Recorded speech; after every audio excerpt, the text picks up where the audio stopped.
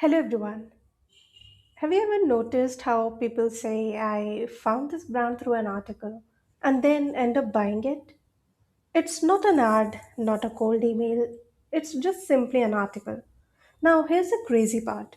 Most PR teams track mentions, but very few actually understand how those mentions drive buying decisions. So, in this video, I'm breaking down the psychology behind why media mentions convert, what actually makes a mention influence buying behavior, and how PR teams can turn passive coverage into real revenue. So, let's get into it. First of all, let's talk about psychology. Media mentions work because they tap into borrowed trust. When a customer sees your brand featured in a publication, they're not just seeing you, they are seeing the credibility of the publication, the authority of the journalist, and the assumption that you've been vetted. This creates something called trust transfer. Instead of asking, can I trust this brand? The brain shortcuts to if this platform trusts them, they must be legit.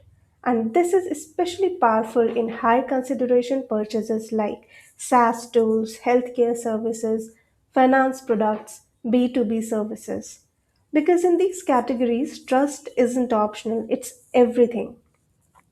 So here's where most PR strategies fall apart because they focus on volume of mentions, big name publications, vanity metrics like reach, but they ignore intent alignment. Not all mentions influence buying decisions equally. For example, a feature in a top tier publication might give you visibility, but a mention in a niche, high intent article like best tools for X problem can drive significantly more conversions because that reader isn't browsing, they are deciding. So the real question isn't where did we get featured, it's at what stage of the buyer journey did we show up. Let's break down the three categories or the three types of media mentions that actually drive sales. So, the first one is discovery mentions. These introduce your brand.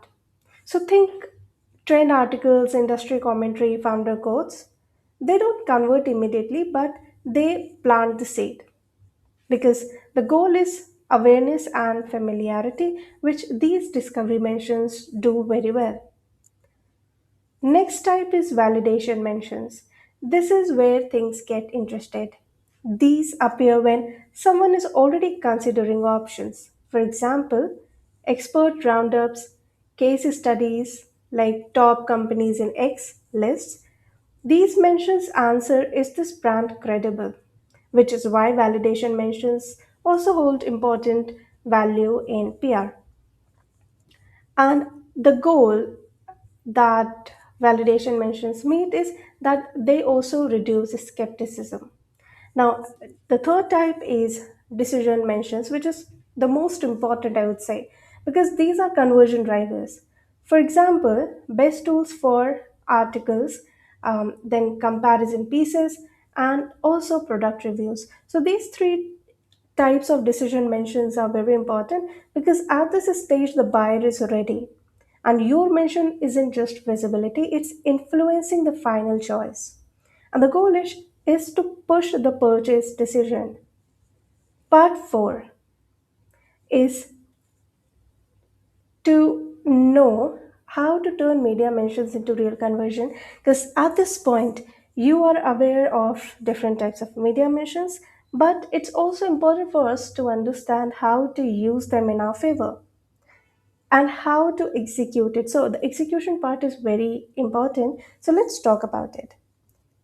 Here's what high performing PR teams do differently. First, they reverse engineer buyer intent. So instead of pitching randomly, they ask, what is my audience actively searching for? What articles show up when they are about to buy? Then they target those placements. Second is they optimize post mention experience. Like getting mentioned is only half the job. What happens next matters more. When someone clicks through your landing page, your messaging, your social proof, it must reinforce what they just read. Otherwise, you lose the trust you just borrowed. Next is that they repurpose a mentions strategically. So smart PR teams don't let mentions sit. They turn them into website trust badges. For example, they will put featured in on their website. Then they do so sales collateral, paid ad creatives, email nurture content, all these things uh, the expert PR teams take advantage of because repetition builds belief. Next is the track influence, not just the traffic. Most teams look at clicks and impressions, but the real metric is did this mention move the buyer closer to a decision? This can show up as increased branded search, higher conversion rates, and shorter sales cycle. So the mind shift here is that PR is not just about getting seen. It's about showing up at the right moment in the decision process. Because a single well placed mention in the right context can outperform 50 random features. So, next time you land a media mention, don't just log it in a report. Ask where does this sit in the buyer journey? What role does it play? Is it discovery, validation, or decision? And how can you and fee amplify its impact? If you start thinking like this, PR stops being a cost center and starts becoming a revenue driver. So let me know your thoughts on this. And as usual, if you have any doubts, any questions for us, let us know. And we will see you in the next one.